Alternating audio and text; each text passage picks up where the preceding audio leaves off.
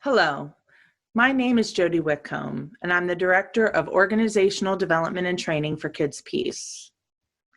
We're here to talk today about something we're all dealing with under the protocols of social distancing, and that is giving and receiving affection during this time. We all need to give and receive affection, and it's very difficult right now, isn't it?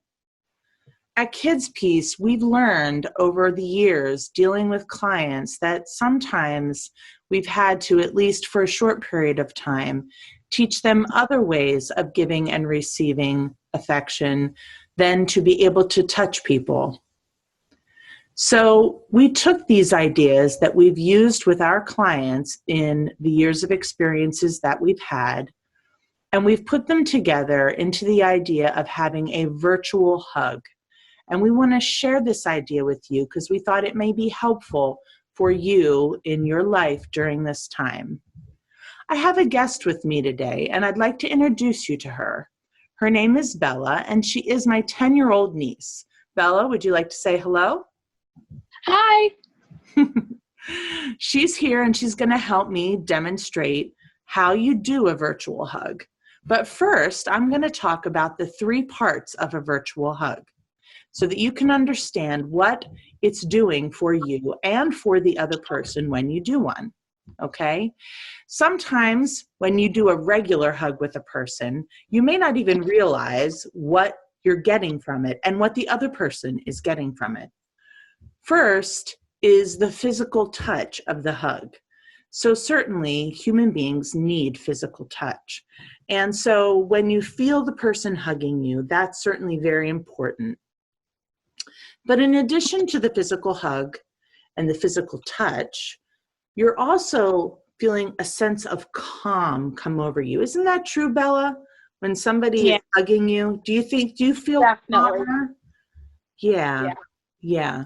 You feel like somebody really cares about you and that someone is just showing you compassion, right? So we needed to find a different way for someone to have that kind of calming sense, other than the way it normally happens in a hug, okay? And then the third thing that happens during a hug is that we express to another person, either verbally or non-verbally, depending on the situation, something positive about that person and about how we feel about that person. So when you're hugging a person normally, you may not say a whole lot, if anything at all, because when you're able to touch a person, you may not have to talk. But in a virtual hug, we're going to add a verbal expression so that people can certainly understand for sure what you're trying to express to them. So first, we're going to demonstrate these 3 separate things that we're going to do that are different than a regular hug, but in a virtual hug are going to help you accomplish those same 3 goals. So first, Bella and I are going to show what you do when you want to feel the hug yourself. So we're both kind of going to hug each other, but we're going to hug ourselves in order to do that, right?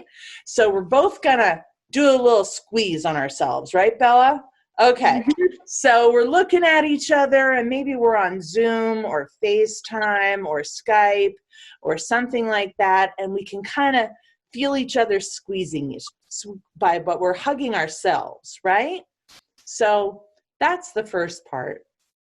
The second part, because we can't really calm each other down by the physical touch, we're going to take a deep breath instead, which also slows the heart rate and has a calming effect. So we're going to take 2 deep breaths right now to show you how that's done. In through the nose and out through the mouth. You ready?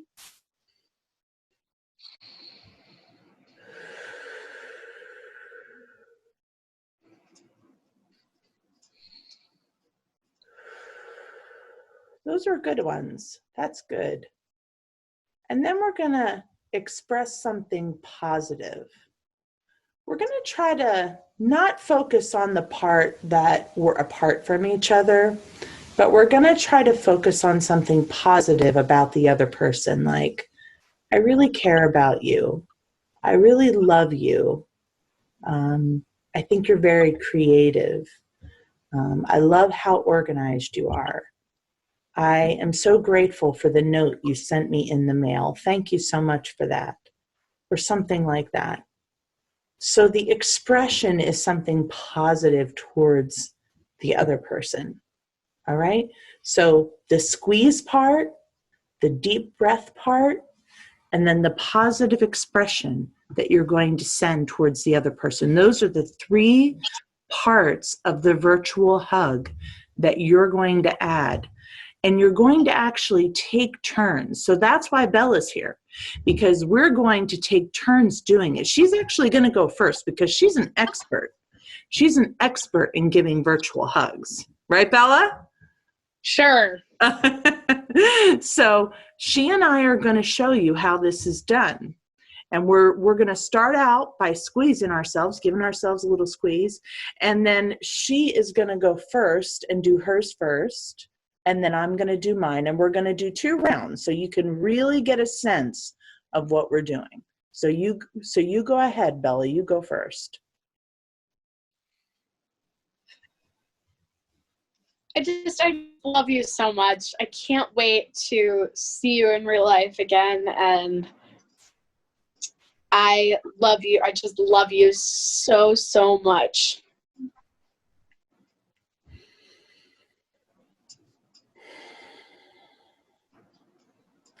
Bella, I just care about you so much. And I'm so proud of how hard you are working on your schoolwork because I know it's really difficult right now.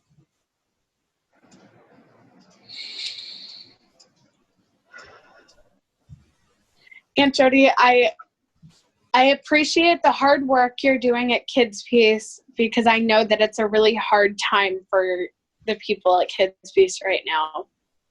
I just love you so much.